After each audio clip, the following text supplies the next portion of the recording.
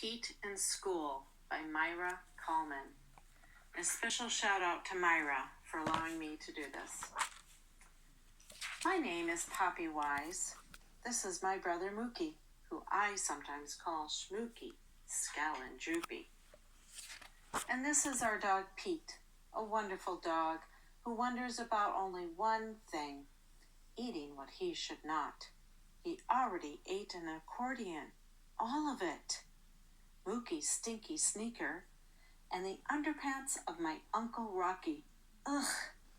But it did not stop there. He ate the remote control, and we had to press his stomach to turn the channels. And on summer vacation, when we went to visit the world's largest cheese, he ate it.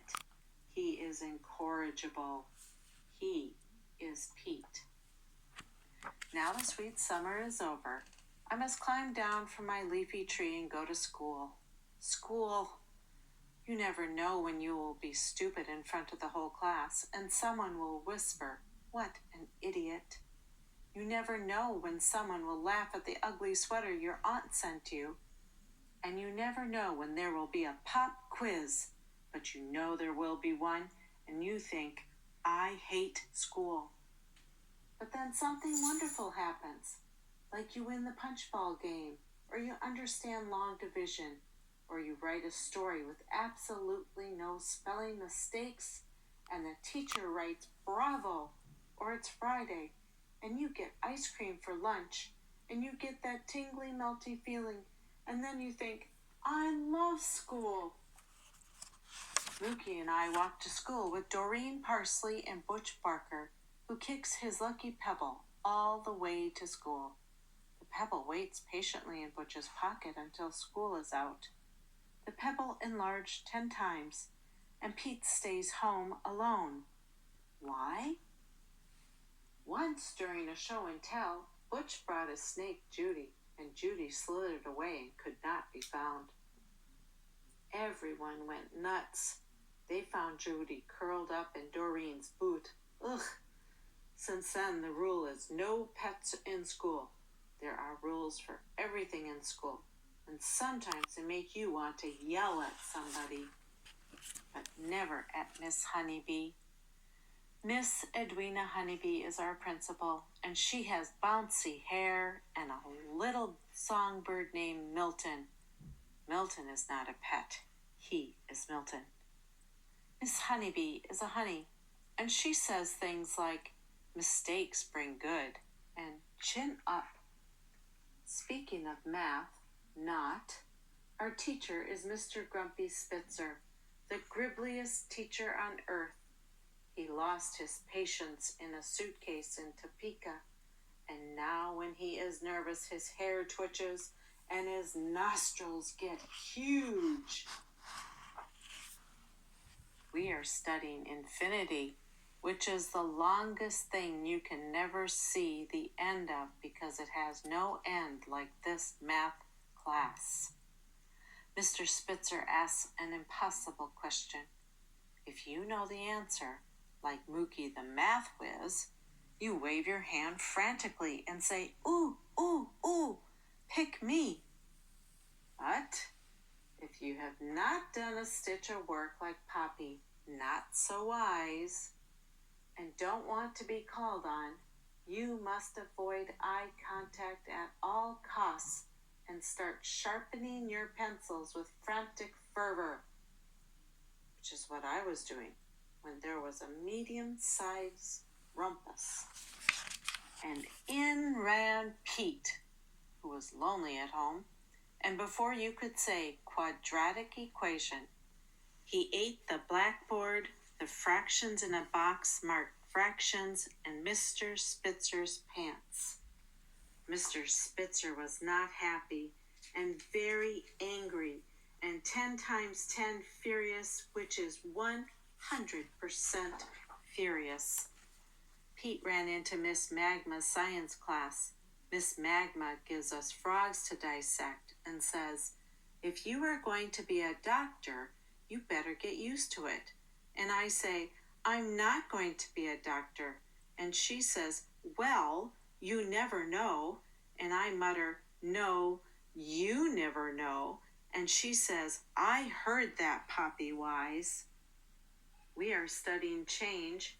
You can change your mind. You must change your socks every day. The seasons change, liquids change, and solids and funnels and test tubes and microscopes can change from visible to invisible when Pete eats them. Miss Magma is boiling mad, which means her temperature has shot up 212 degrees Fahrenheit. Miss Magma has a meltdown. We change rooms fast and take Pete to Miss Lulu Crumple's art class. Art is where there are no rules. Miss Crumple is an artist with an open mind, and when Pete eats all the crayons, Miss Crumple is tickled pink and says, "I have never seen such a colorful dog." We race into Mr. Mooseburger's orchestra, where Pete eats all the instruments, including the tubas. Mookie was singing with joy because he had not practiced his violin all summer. Mr. Mooseburger said, "That dog is like a sour note." Lunchtime! Yay! We scream and yell and food falls out of our mouths and we have so much fun. The teachers don't. They sit together and talk about headaches and why they are not far, far away climbing Mount Everest. And while Twitchy Spitzy was getting a cup of tea, Pete gobbled up his liverwurst sandwich and his pants again. Mr. Spitzer was agog at a dog, running amok and causing havoc. A rule is a rule. No dog in school. Pete must go, go, go, go, go, go. And then we hear the dreaded words, "To the principal's office." When Pete got there, Miss Honeybee was called away on emergency. Someone had thrown magnets in the toilet. The room was quiet except for the sweet singing of Milton. Pete looked around. He saw many things that looked delicious.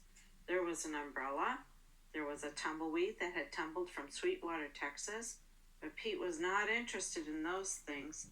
Pete gobbled up, "No, not Milton. Are you crazy?" He ate the 26th volume encyclopedia about everything there is to know about everything by Professor Zelda Peabody. How they expect you to learn everything is a mystery to me. I know when I feel sick. I know how to spell onomatopoeia. I know how to flip a fried egg. And I know how to play the ukulele. I know many, many things, but I don't know everything. Is such a thing possible? That night, Pete was curled up in the corner while we were doing our homework. Mookie asked, "What galaxy is our solar system in?" I was doing my own homework.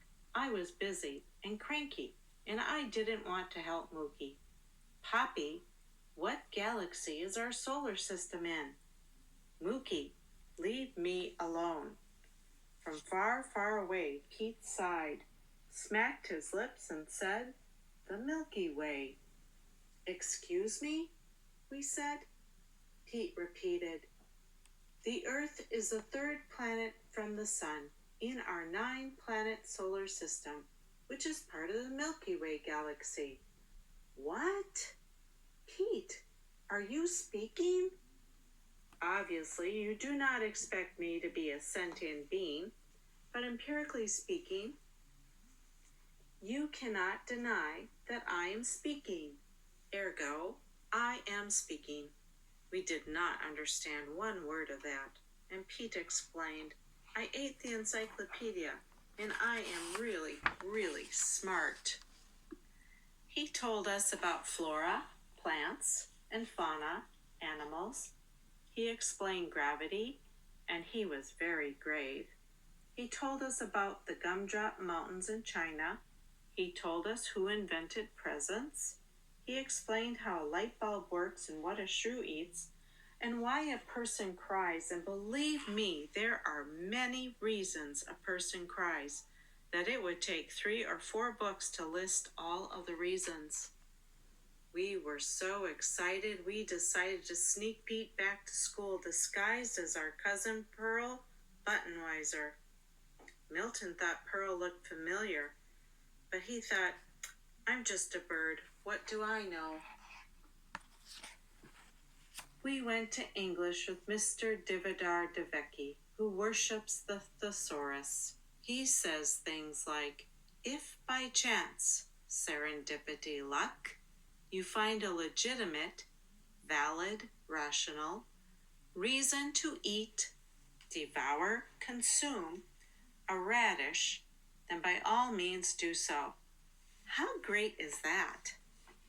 Pete recited a poem by Gertrude Stein. Did he, did we, and did he? Did he, did he? Did he? Did, he did, he did. Mr. Devecki said, you may think Gertrude Stein is crazy, insane, nuts, delirious, cuckoo, but I love her dearly. Butch thinks Devecki is insane, nuts, delirious, cuckoo, but I love Devecki dearly. Back in math, Mr. Spitzer was talking about pentagonal pyramids and triangular prisms, which reminded me of rainbows, which reminded me of flying a kite on a breezy day. Poppy-wise, stop daydreaming. Pete said, what is wrong with a reverie filled with pleasing visions? Mr. Spitzer stared at Pete. He noticed a wagging tail. He smelled a rat. Mr. Spitzer was no dummy. Is Pearl Buttonwiser Pete the dog? To Miss Honeybee, now. We all went to Miss Honeybee to spill the beans. Pete apologized to Mr. Spitzer million, billion, trillion times. That's a lot of times. Mr. Spitzer started to smile.